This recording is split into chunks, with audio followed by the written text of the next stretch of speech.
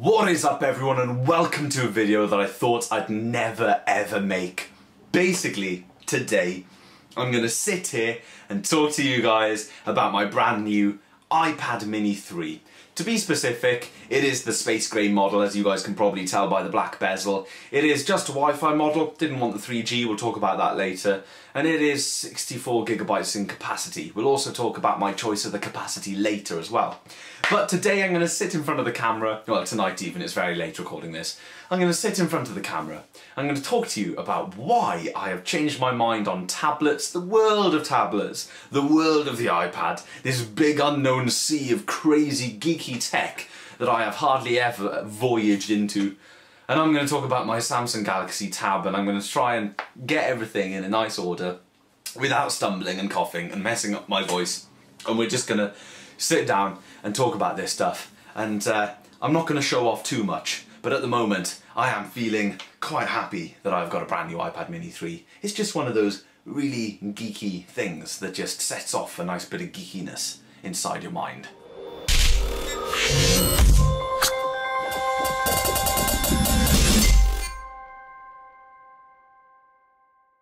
So all craziness aside, guys, why the hell have I got an iPad? I mean, you've heard me so many times say that I don't think they're worth the price. I don't think they're worth it for what they can do. It's not a device for me. I don't think it has a place in my life, etc, etc. I have spoken about it in many videos, or maybe more live streams where people bring up the iPad and that, and I'm quite happy to voice my opinion of, oh, the iPad isn't worth it, and I'll never buy one. And I've completely gone back on all that, and I've got one sitting right behind me, and it is a beautiful device. So I'm going to talk to you guys about why the hell I've got one. And it's quite an interesting sort of evolutionary story, you know, through Christian's donation of a Samsung Galaxy Tab, what happened there with my thought processes and everything that was going on in my mind, and then what led me to the purchase of the iPad, which happened about 2 days ago, by the way, guys. I've had it for 2 days, so I'm such an iPad noob at the moment, but yeah, it's pretty cool. So let's rewind and go right back to the start. Let's talk about the donation that Christian sent a few months ago. So you're probably all aware that Christian sent me a Samsung Galaxy Tab. Specifically, it's the 7-inch model. I think it's a Galaxy Tab 2 or Galaxy Tab 3. I'm not too sure. I know there's been a few. But, you know, it's a small tablet, Samsung, plastic.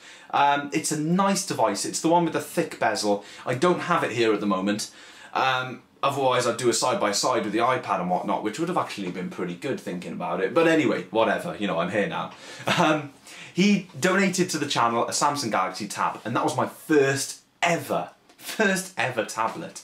So he opened my eyes to the world of tablets. Now, of course, I own an iPad Mini 3, so it's pretty unlikely that I'm going to go back to using the Samsung Galaxy Tab.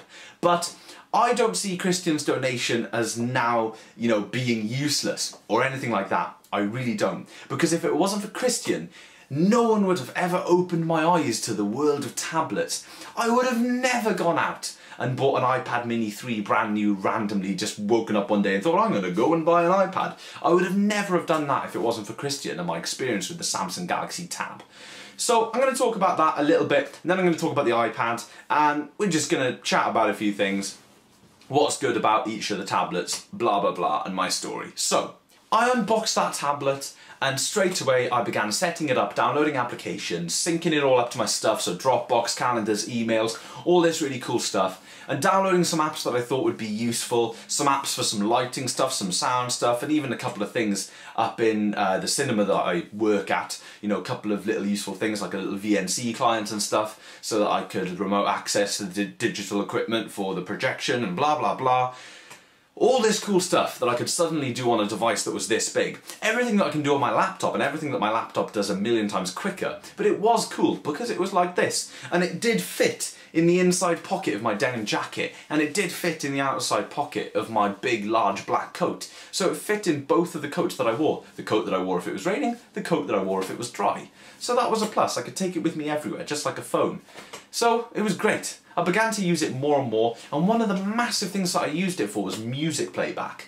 Christian donated a 32GB SD card with that tablet, and I crammed it full of music. The SD card was music only, and I had a lot of music on there. I've got 75 gigs in my iTunes library, but I cherry-picked big chunks of albums that were definitely the best to put on for all sorts of different events, and I used it a lot for music playback, both for my personal use on the bus and stuff with earphones, and also in live events as background music in between bands at gigs that I've done, and as music before the night begins, and this and that. I've used it for playback in several things, and it has been so handy. Specifically talking about music playback for 1 second then, just really quick. I thought it was great because it was a perfect kind of balance between all the different devices. If I wanted to play music prior to having my tablet that Christian donated to me at an event, I would have either had to take my laptop, which is obviously a big, massive, expensive, bulky chunk to take with you if all you want to use it for is music playback. It was fine if I was using it to record the gig with Logic as well, or do something else, or do this, or do that. It was fine.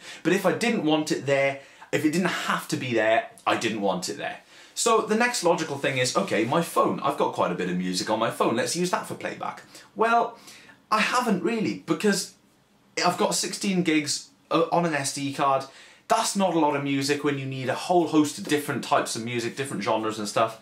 And yeah, I could get a bigger SD card, but if that's hooked into the system in aeroplane mode playing back music, then I've got no hope in hell in contacting anyone, no one can contact me. It's just a disaster. It's not good. If you want to play 2 or 3 songs, it's fine.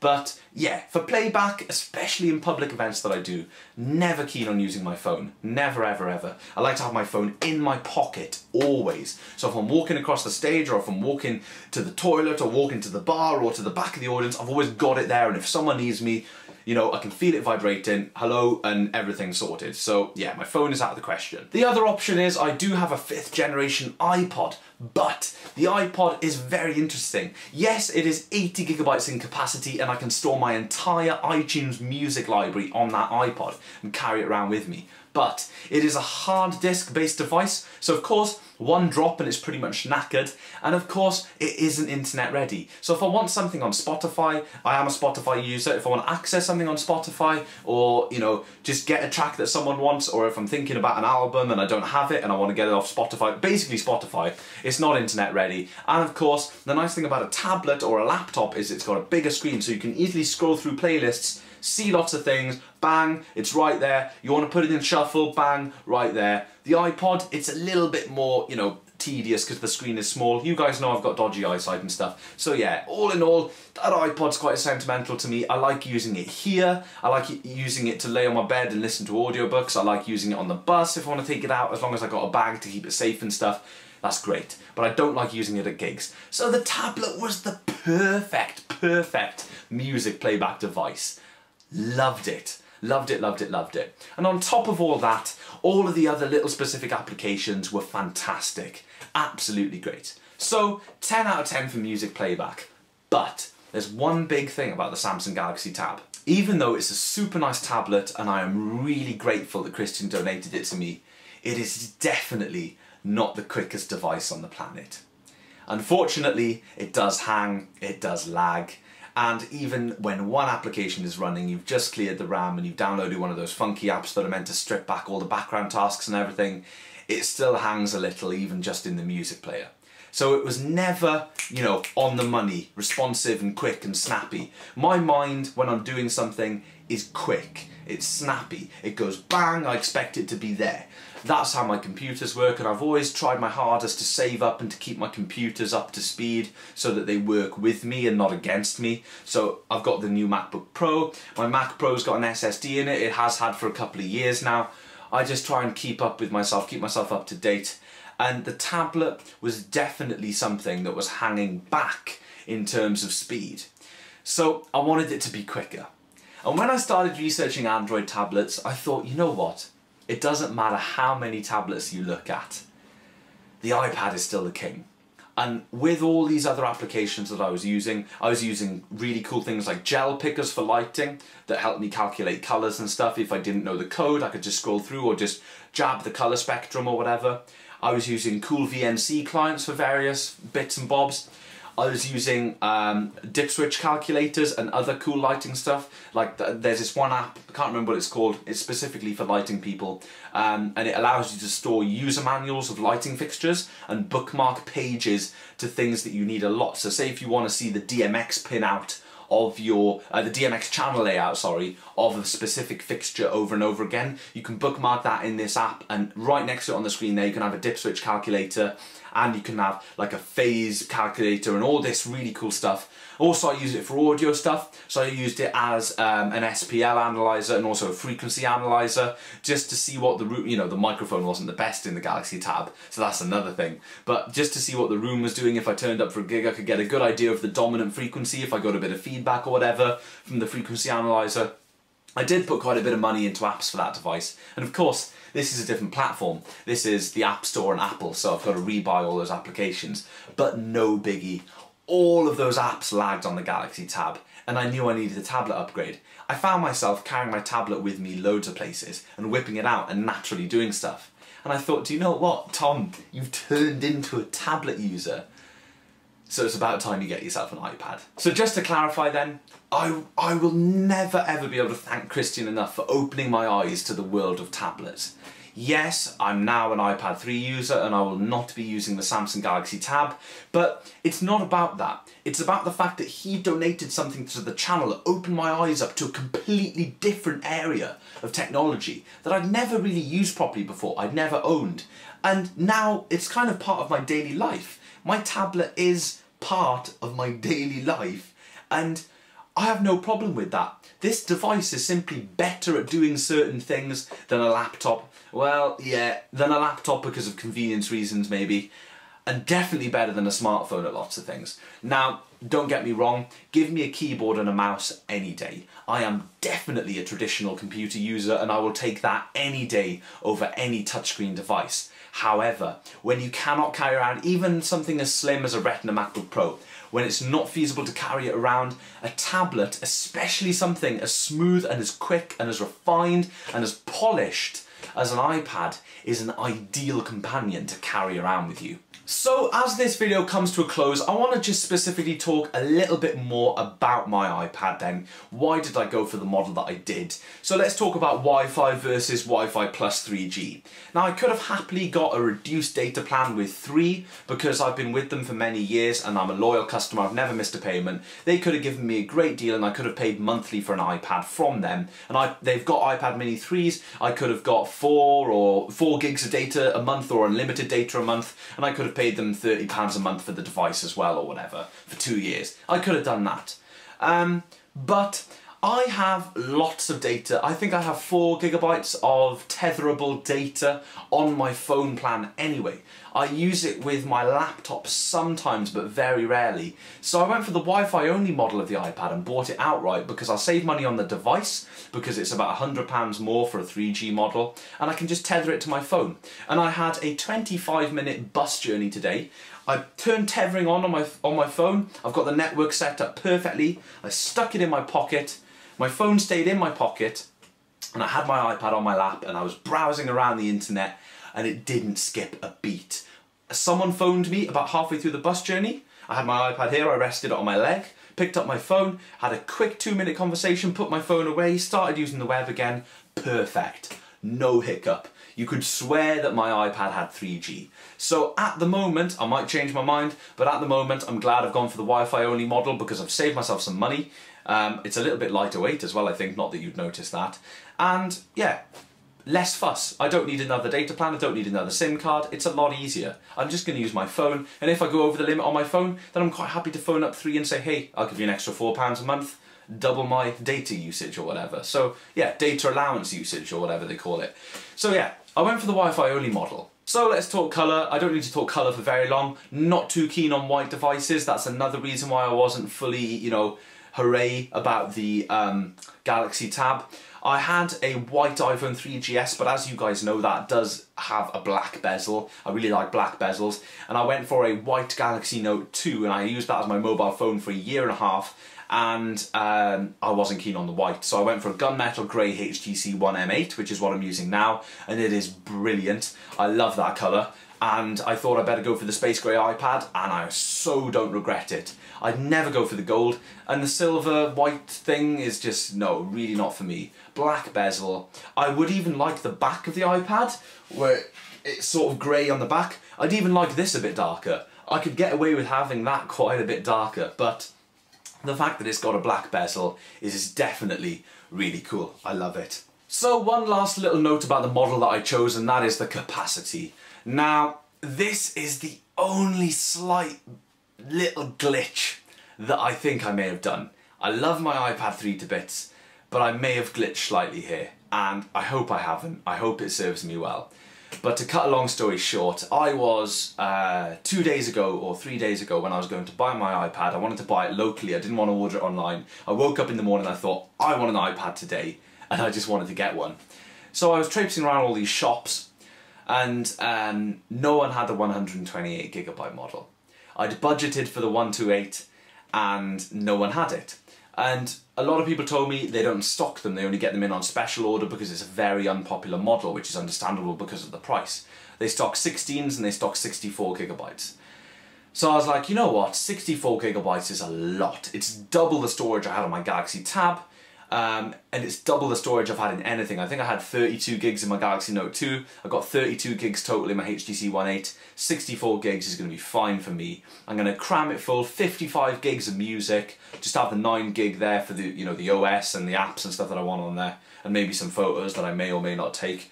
So I went for the 64 gig and I bought it, and I thought, you know what, I'm saving myself some money in the process as well. And the 64GB is definitely economically the best model to get for most people. The 16GB is a rip-off. You would never go for that unless you only wanted 16 gigs. But 64 is a much better option because it's not a lot more money and you get 4 times the storage, pretty much.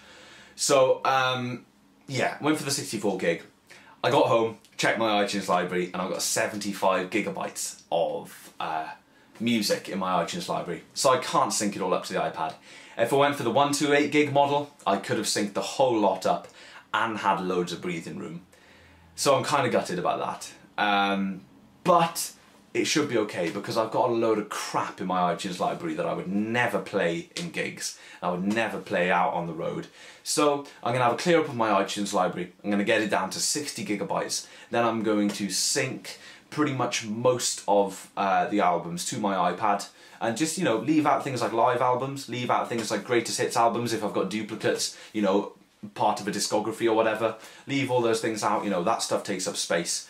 You know, I've got Christmas albums and I've got game soundtracks and stuff that I don't really need on the road. So yeah, I think it's going to be okay. I would have liked a 128, and after buying the smart cover, the 128 was only £40 more. So yeah, they said they could order it in and have it in for me by today, but I just couldn't wait. I wanted to play with my iPad. So yeah, but I think this is going to be great. 64GB is a lot of storage. A 128GB iPad Mini 3 is a very expensive device. So I'm half glad, half gutted, so they kind of cancel each other out, and I'm not going to think about the capacity of the device anymore. That is my iPad story. What have I done so far? Well, I've been really enjoying myself. I've actually re-downloaded Doom. I remember playing through it a little bit on my iPhone 3GS on a tiny screen, but I've re-downloaded it on the iPad, and do you know what, guys? I've actually played through the entire first episode and half of the second episode, and I'm still going, I'm still addicted to it. Even though I've played through Doom a million times on various different platforms, you know, on the Xbox, on Mac, on PC, on DOS, on everything, I'm still playing through it on the iPad, and the controls are phenomenal. I don't like the default control style, but once I changed it to my liking, it's great. I'm really enjoying it. So that's pretty much all I've been doing. I've been doing that. I've been doing a little bit of web browsing, just the usual stuff. I've synced up all of my emails and my calendar and everything. I've got iCloud pretty much working, iCloud even. Yeah, so it's all working well, and I'm pleased with the iPad. I've got so much more to set up and so much more to get out of this device. I'm only just scratching the surface. So I hope you guys have enjoyed my little video. I know it's been a pretty long one, but it's been a discussion about my journey with my iPad, and also about the Galaxy Tab and how I evolved from that to the iPad, all my reasoning. Hope you guys have enjoyed, and of course massive thank you to Christian, because without him I wouldn't be making this video. Also guys, on a quick side note, I will be back to making regular videos very soon, and also I hope you guys are enjoying the new surroundings in terms of lighting. We now have much better video lighting, and this is my first use of it, so it will continue to get better and better, I promise. First use, if it's a bit shaky, I am sorry, but it looks a damn sight better than it normally does when I film videos in the night. It is pitch black outside, and damn, you guys can actually see me, which is definitely a novelty on this channel. So without further ado guys, I'd like to say thank you very much for watching. I hope you guys like my decision for buying an iPad Mini 3. Oh, one thing I've left out, why did I go for a mini and not a full-size one? Full-size one is massive. Mini is such a cool size, and that is pretty much it, guys. Thank you so much for watching. I will see you all very soon, probably in about a week's time. All I've done is played around with the basic features that come on the watch as standard. So you can have 3 different clock faces at one time, you can scroll between them. Not quite sure what the point of that is, but it's pretty cool. There's a very basic digital one, as you guys can see, along with a more in-depth digital one with an analog surround, and then we have a analog one there, which shows the date, and also it's got a second hand, so that's very cool. From what I can gather so far, if you press the home key, then this is where you can access all your settings. There are quite a lot of settings. This is where you can change the clock faces and stuff.